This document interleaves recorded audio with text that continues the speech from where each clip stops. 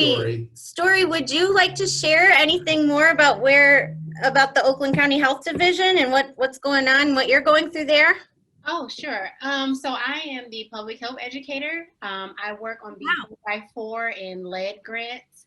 Right now, we are working with the city of Pontiac on some park revitalization. We had 2 cleanups last month at Hawthorne and Murphy Parks.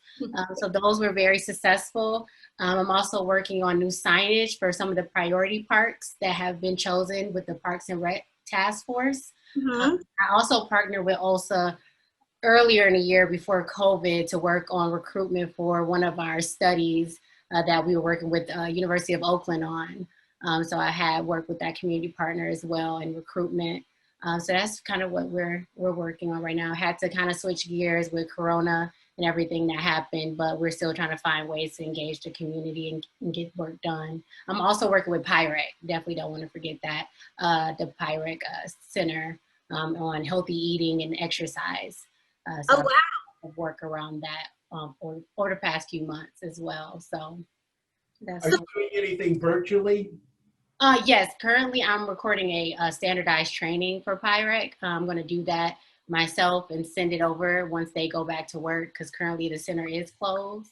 So hopefully once they go back, they can engage with all the materials that we've created. And would you be interested in doing that in a real-time sense? I could definitely bring that up to Christina. I think that is a route that would be, you know, since we're finding ourselves in a situation that looks like it's going to be extended, I think that preparing for such would be a wise approach. Yeah.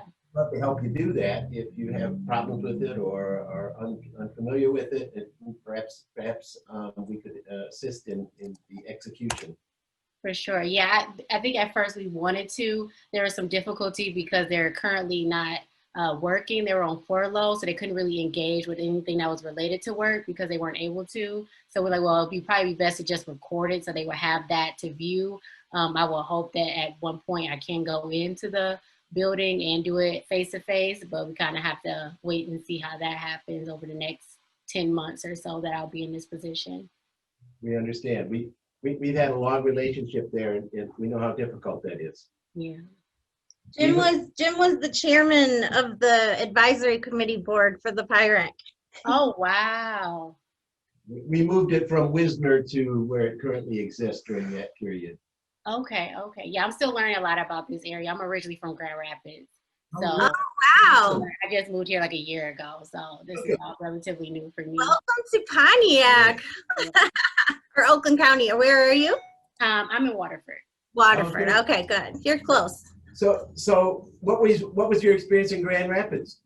I was born and raised there. I went to school all over the country, but I spent the majority of my life in Grand Rapids. It's very conservative. I think for me that was difficult in some ways when it came to like career or advancement. Definitely hit some ceilings, and I kind of was like, I need to change. So I came here and definitely found a great opportunity at the health division. I definitely felt like I can give my personal and professional expertise, and I'm given a space to collaborate and have my ideas heard. So I've definitely enjoyed that and the engagement that we do have with the community. So if we're digital, you're digital anywhere. Yeah. Grand Rapids. For sure. We might give that some thought. In other words, the signal doesn't care how many's on the other side. Right. Right. And each one of those are a revenue generator. Very true.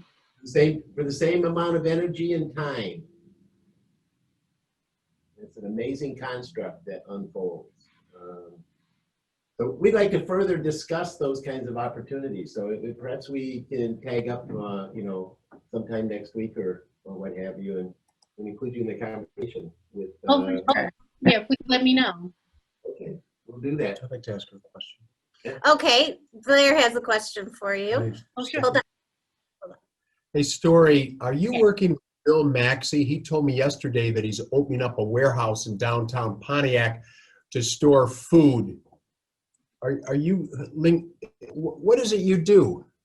I'm a public health educator. I work on 2 grants through MDHHS, the 4x4, and as well as a lead grant. As well as a what? Lead, working with, we were doing focus groups around lead exposure.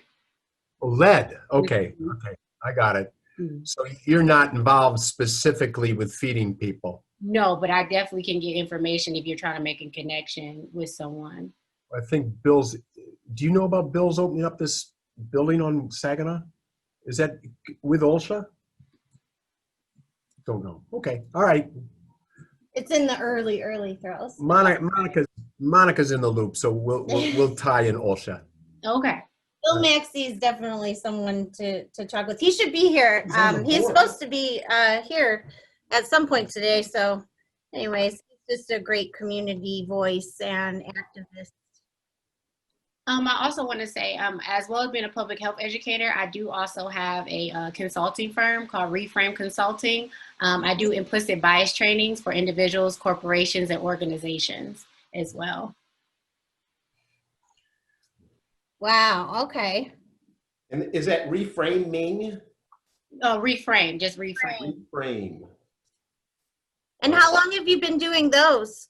I've done implicit bias training kind of throughout my career, starting at a previous employer, but I just created my law firm this year, and having the time and opportunity to kind of have the time to plan it out and really put more energy towards that. So I've been doing virtual training for the past 3 months. So. Wow. Can we get a training? Oh, for sure. Okay. We need to sign up and get a sense of what you do, okay, and how you do it. I kind of gear it towards through my master's is in public health, so I look through it through a public health lens, having that frame of mind on how implicit bias that undergirds racism impacts not just our mental health but our physical health as well. Wow. So powerful, so right in the moment. Wow. That's incredible. And you've only been here a short time, a year or so, and yes, I just been living here about a year.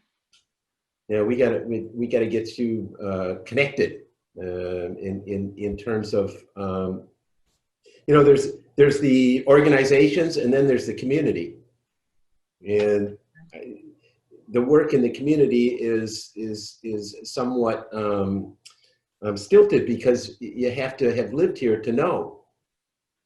So we need to uncork the can there. So we'll talk more about that. Okay. Is Bree on the line?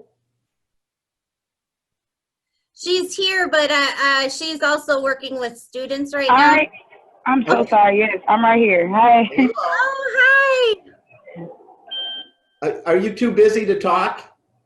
No, I'm not. But if you hear some kids and dogs in the background, please. Well, we love kids and dogs. We love kids and dogs. Yes, we have both here. That's good. So, have you been listening to this story conversation in the last few minutes, or no? No, I have not.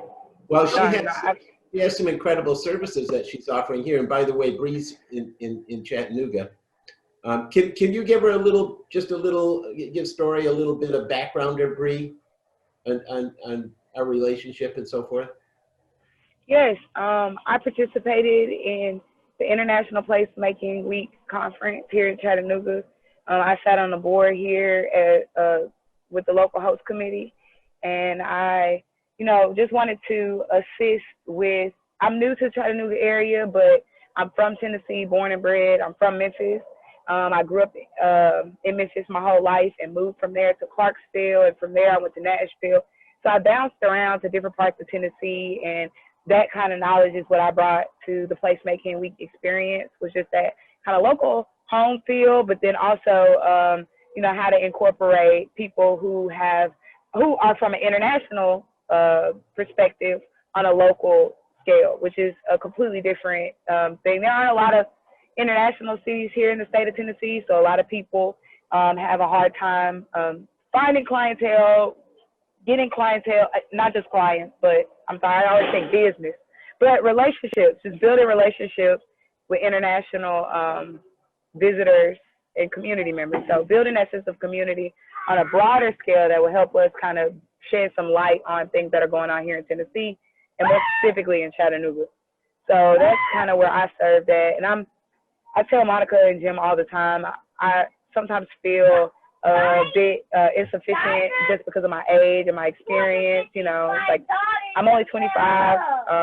And so because of that, I try to stay within things that I know about, which is the Black experience, the Southern experience, the woman experience. All of those things are where I bring my voice to the table and kind of offer to lend a helping hand in, you know, just a whole placemaking experience, how we make more places for people that look like me, talk like me, sound like me, and what that looks like for our kids now that places are being closed and, you know, places aren't getting proper.